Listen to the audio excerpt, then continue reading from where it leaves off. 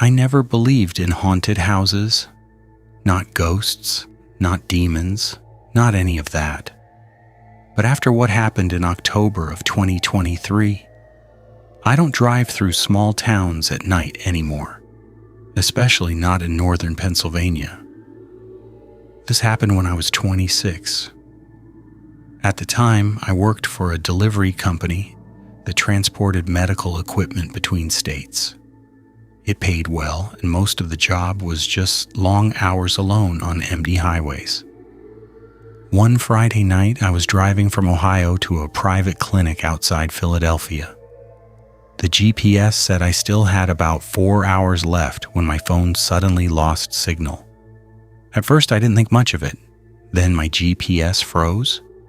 Then my radio cut into static. I remember looking outside and realizing I hadn't seen another car in almost 20 minutes. Just endless trees. The road signs looked old, rusted. That's when I saw the first sign for a town called Willow Creek.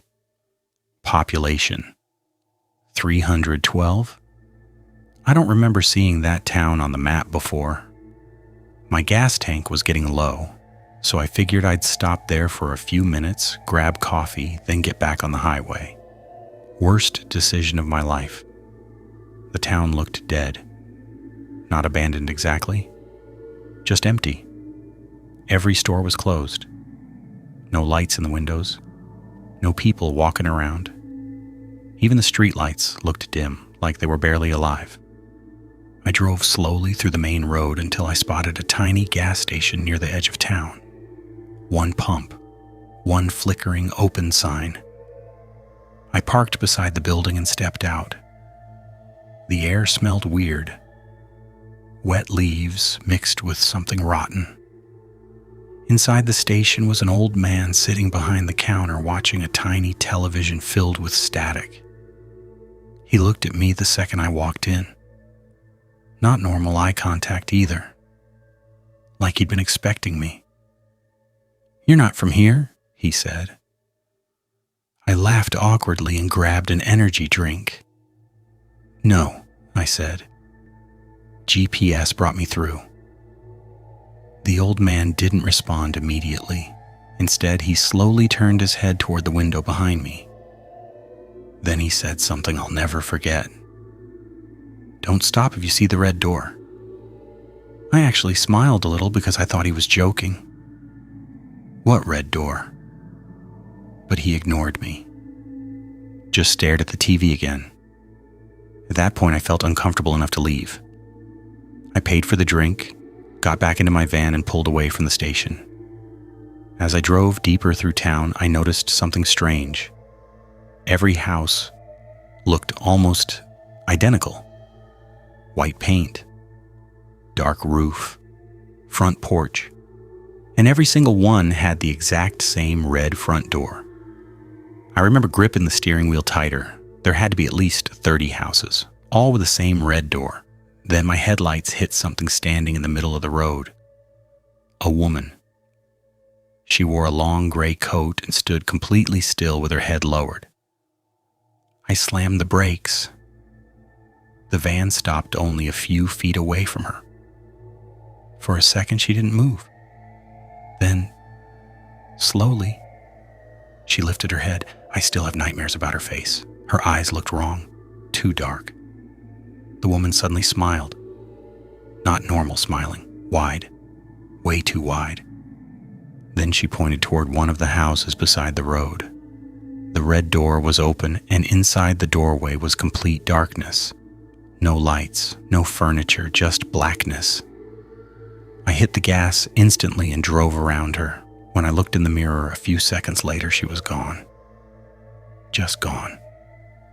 I kept driving for another 10 minutes before realizing something horrifying. The road kept looping. I passed the same church 3 times.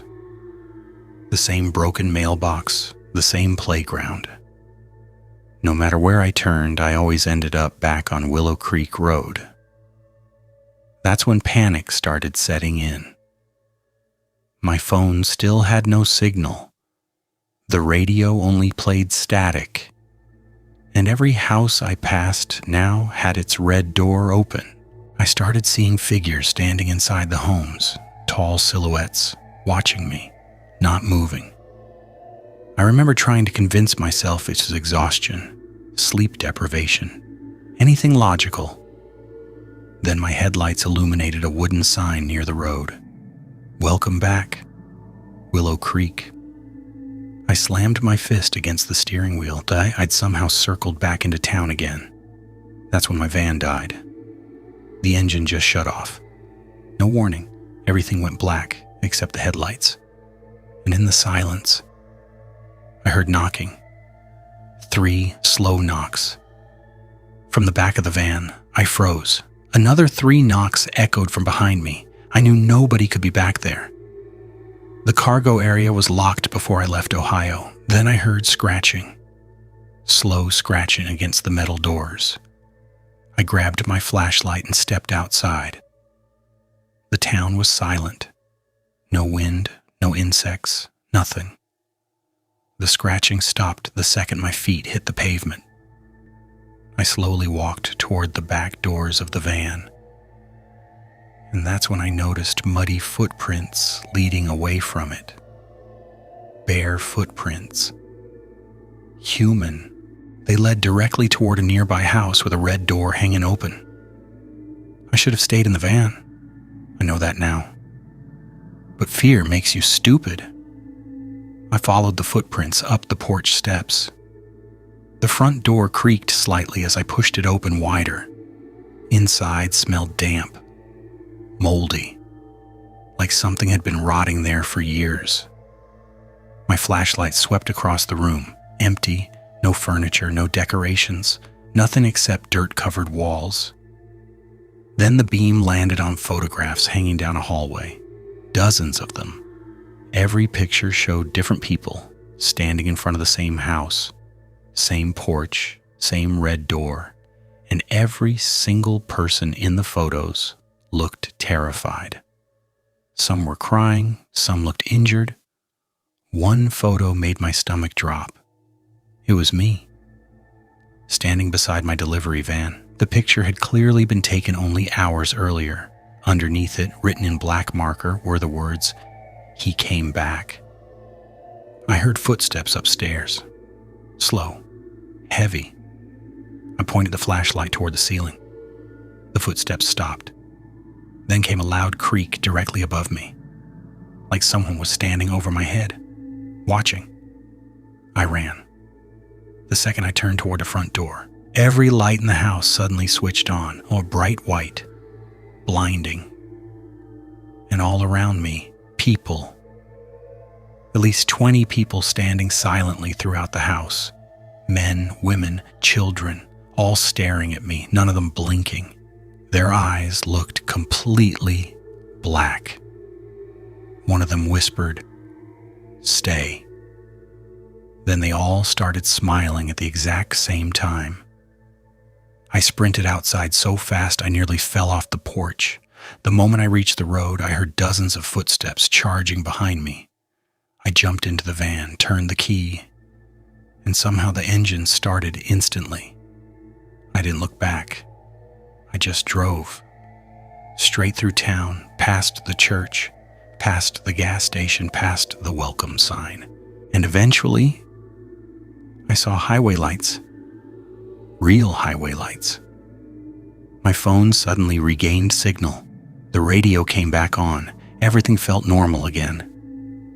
I pulled into the first rest stop I could find and sat there, shaking for almost an hour before calling my boss and telling him I couldn't finish the delivery. A week later, curiosity got the better of me. I searched online for Willow Creek, Pennsylvania. Nothing came up.